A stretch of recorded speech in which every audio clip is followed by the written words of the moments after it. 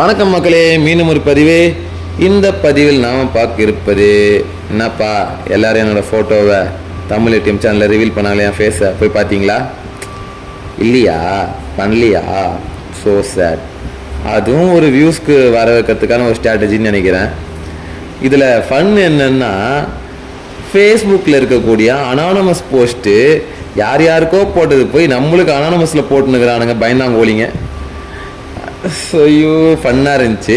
சரி, நேற்று ஃபுல்லாகவே வந்துட்டு அது ஒரு அவ்வளோ க்யூரியஸான ஒரு மொமெண்ட். ஓகேவா? எல்லோரும் வந்துட்டு க்யூரியாசிட்டி எப்படிலாம் க்ரியேட் பண்ணுறாங்கன்னு பாருங்கள். நம்ம ஃபேஸுக்கு ஹைப் நல்லா இருக்குது இன்னும் சொல்லப்போனால். அப்புறம் நான் அந்த பிரதருக்கு சொல்ல விருப்பப்படுறதும் ஒன்று தான், அவங்க எல்லாருக்கும் சொல்ல விருப்பப்படுறதும் ஒன்று தான். நான் அவருக்கு தனியாக கால் பண்ணிட்டேன், மெசேஜ் பண்ணேன், அவர் எதுக்குமே ரிப்ளை பண்ணல. இருந்தாலும் பரவாயில்ல ப்ரோ, நீங்கள் என்கிட்ட பேச விருப்பம்லாம் பரவாயில்ல. நான் எதுக்கு பேசணும்னு ஆசைப்பட்டேன்னா, என்ன ப்ரோ எந்த ஃபோட்டோ வச்சுருக்கீங்க, நல்லா இருக்கு நான் அந்த ஃபோட்டோ எல்லாரையும் கேட்க தான் கால் பண்ணேன். பட் நீங்களே ரிலீஸ் பண்ணலையா? ஸோ ஒன்றும் பிரச்சனை இல்லை. நானும் வந்துட்டு இப்போதைக்கு பண்ண போகிறதில்ல. ஏன் எதுக்கு நான் பயன்ட்டியா? உங்கள் மூஞ்சை காட்டுங்க.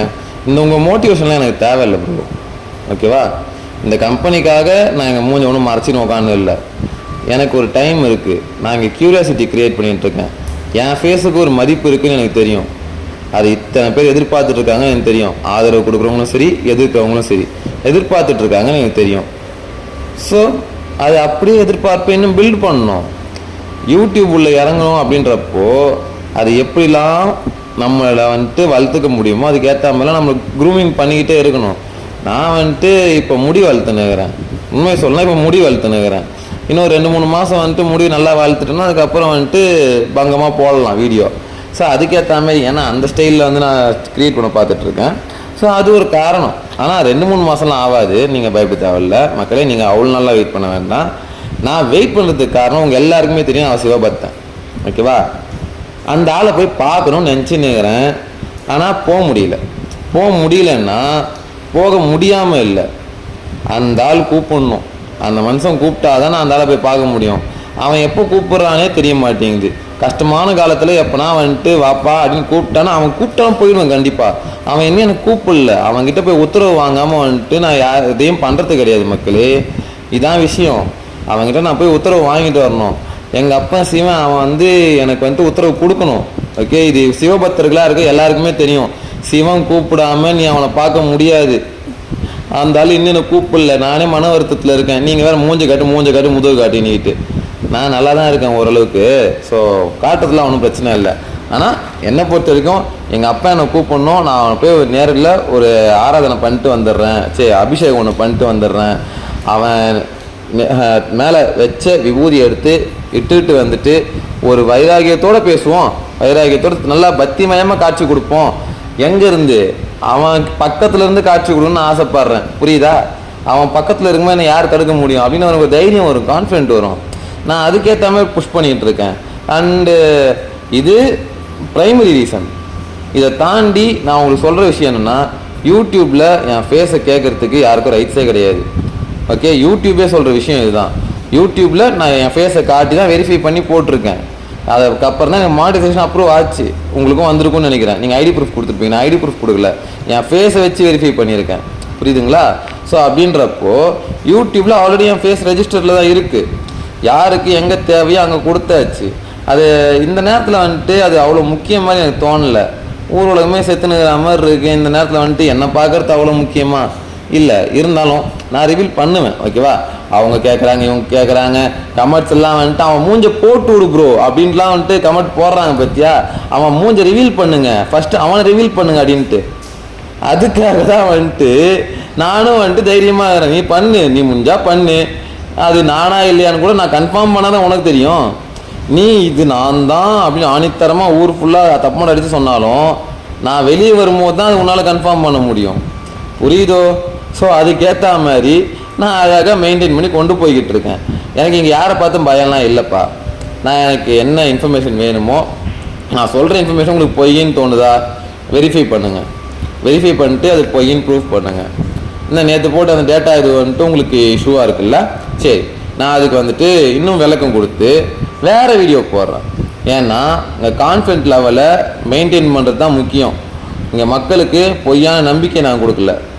என்ன உண்மை ஒளிஞ்சிக்கிட்டு இருக்கோ அந்த உண்மையை மட்டும்தான் வெளியே தோண்டி சொல்லிக்கிட்டு இருக்கான். மக்கள் மறந்து போன உண்மையை ஞாபகப்படுத்திட்டு இருக்கான். மறக்கடிச்ச உண்மைன்னு சொல்லலாம்.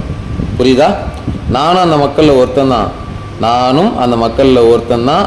நான் மார்க்கெட்டிங் மாஸ்டர் சேனல் ஓப்பன் பண்ணுறதுக்கு முன்னாடி நான் அவங்கள ஒருத்தனை காமனராக இருந்தவன் தான். இவங்க பேசி பேசி பேசி என்னை எவ்வளோ மன உடைச்சலுக்கு ஆளாக்குனாங்களோ அது எல்லாத்துக்கும் திரும்ப என்ன மாதிரி ஒருத்தன் வந்து பேசி இந்த மக்களுக்கு நம்பிக்கை கொடுக்க முடியும். என்ன ஒருத்தன் கான்ஃபிடென்ட்டாக க்ரியேட் பண்ண முடியும் அப்படின்றப்போ என்னால் கான்ஃபிடென்ட்டாக வந்து இருக்க முடியுதுன்னா என்னால் அந்த கான்ஃபிடென்ட்டாக மக்களுக்கு கொடுக்க முடியும் அப்படின்ட்டு தான் நான் உள்ளே வந்திருக்கேன். ஓகே, அதே நம்பிக்கையோடு தான் இப்பயும் நான் பேசிக்கிட்டு இருக்கேன். எனக்கு ஒன்றும் நம்பிக்கை உடைக்க முயற்சி பண்ணவங்கள நான் உடைச்சிட்டேன். யாரெல்லாம் என் நம்பிக்கையை உடைக்க முயற்சி பண்ணாங்களோ அவங்க எல்லாரையும் நான் உடைச்சிட்டேன். அவங்க எல்லாருக்குமே தெரியும் என்கிட்ட பேசி ஜெயிக்க முடியாதுன்னு, இன்க்ளூடிங் 69 லட்சம் பேர் வாழ்க்கையை வீணடிச்சதா சொல்லப்படுற அந்த நபர் உட்பட எல்லாருக்குமே தெரியும். ஓகேவா? ஸோ அது என்னோட கான்ஃபிடென்ட் லெவல். என் கான்ஃபிடென்ட் லெவலை உடைக்கணும்னா எம்டி வந்து நான் கம்பெனியை மூடிட்டேன், இதுக்கப்புறம் காசுலாம் தர முடியாது போங்கடா அப்படின்னு சொல்லிட்டு போனோம். இதை அவர் சொல்லுவாரா பாருங்கள், நான் அமைதியாக போயிடுறேன். இதை வந்து வேணால் எம்டியை சொல்ல வைங்க. கோர்ட்டில் கேஸ் நடந்துகிட்ருக்கு, கேஸ் முடிகிற வரைக்கும் வெயிட் பண்ணுவோம். நான் எப்படி இருந்தாலும் வெயிட் பண்ணுவேன். ஏன்னா வேறு ஆப்ஷனே இல்லை. Waiting is the only option. கஷ்டமான பகுதி தான். பணம் நிறைய இல்லாமல் ரொம்ப கஷ்டத்தில் தான் இருக்கேன் நானும். அதுக்காகலாம் வந்துட்டு விட்டு ஓடுற மாதிரி இல்லை. ஓகேவா? எவ்வளோ நாள் ஆனாலும் பரவாயில்ல, நான் போராட்டத்தோடு போராடி வெயிட் பண்ணிக்கிறேன். உங்களில் பல பேர் பொறுக்க முடியாது, எனக்கு தெரியும். ஏன்னா அந்தளவுக்கு லெவல் போயிட்டுருக்கு. அதிகபட்சம் ஜூலை 5பா. என்னோட நம்பிக்கைப்படி அதிகபட்சம் ஜூலை 5. அதுக்கு மேலாம் யாரும் வெயிட் பண்ண தேவையில்லை. யாரெல்லாம் கம்ப்ளைண்ட் கொடுத்தா அதுக்கப்புறம் போய் கொடுத்துக்குங்க. நான் இப்போ கூட வந்து கம்ப்ளைண்ட் கொடுக்காதீங்களாம் யாரையும் சொல்லலை. உங்களுக்கு என்ன தோணுதோ பண்ணிக்கங்க. I don't care. ஓகே, ஏற்கனவே வந்து பல பேர் வந்துட்டு இவங்க பயந்துட்டாங்க, அவங்க பேசலை, இவங்க பேசலை, ஏன் அவங்க லாயர் பேசலை அப்படின்னு சொல்லிட்டு வதந்தியை கிளப்பி விட்டுட்டு குரூப்பு க்ரியேட் பண்ணிக்கிட்டு அதுக்குள்ளே வந்துட்டு நக்கல் பண்ணிக்கிட்டு ஃபன் பண்ணிக்கிட்டு இருக்காங்க. ஸோ அப்படின்றப்போ ஃபேஸ்புக்கில் குரூப்பு, வாட்ஸ்அப்பில் குரூப்பு, இன்ஸ்டாவில் குரூப்பு, டெலகிராமில் குரூப்பு, எல்லாத்துலேயும் குரூப்பாக க்ரியேட் பண்ணி ஒரு 30-40 மைத்தி குரூப்பே இருக்குது. அத்தனை பேர் பேசியிருக்காங்க. அத்தனை பேர் பேசிட்டு ஓடி இருக்காங்க. நிறைய பேர் இன்னும் பேசிக்கிட்டு இருக்காங்க. இவங்க எல்லாரையும் இவங்க டார்கெட் பண்ணிக்கிட்டும் இருக்காங்க. ஒருத்தர் வளர்ந்து வரும்போதும் திரும்ப கொட்டி அடக்கிறேன்னு சொல்லிட்டு இவங்களுக்கு எதிரியாக மாற்றிக்கிட்டு இருக்காங்க. இதான் உண்மை நடந்துக்கிறது. இதான் இவங்க 100 பேர் அடக்க முயற்சிமா, ஒரு 10 பேர் எழுந்து நிற்க மாட்டானா? அட்லீஸ்ட் ஒரு 5 பேர் வந்துட்டு எதிர்த்து பேச மாட்டானா?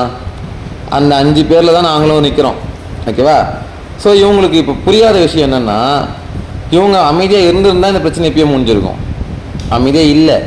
அவங்க பேசி வந்துட்டு கட்சி பவரை காட்டுறான் அப்படி இப்படின்னு அவங்க பேசுகிறாங்க. ஸோ அதுக்கு வந்து இப்போ அவங்க அனுபவிப்பாங்க. இதுக்கப்புறம் வந்து எம்டி வந்தோன்னா அது கன்ஃபார்மாக அனுபவிப்பாங்க. தமிழ் ஏடிஎம் பிரதருக்கு சொல்ல விரும்புகிற விஷயம், என் ஃபேஸ் எப்போ காட்டினு எனக்கு தெரியும் ப்ரோ. ஓகே, அதுக்கு எனக்கு வேறோட அட்வைஸும் தேவையில்லை. நோ அஃபென்ஸ்னா, ஏன்னா அது என்னோடது. நான் ஏற்கனவே வந்துட்டு ஒரு டார்கெட் செட் பண்ணி வச்சுருக்கேன். நான் எதை நோக்கி ஓடுறேன், என் வாழ்க்கை எதை நோக்கி பயணிக்குதுன்ட்டு எனக்கு மட்டும்தான் தெரியும். ஸோ அது பார்க்கணுன்னா வெயிட் பண்ணி பாருங்கள். அவ்வளோ அவசரமாக இருந்தால் எனக்கு வீடியோ கால் பண்ணுங்கள், நான் வீடியோ காலில் காட்டுறேன். ஆனால் வீடியோ காலில் காட்டுறத ரெக்கார்ட் பண்ணக்கூடாது. புரிஞ்சுதா? No problem.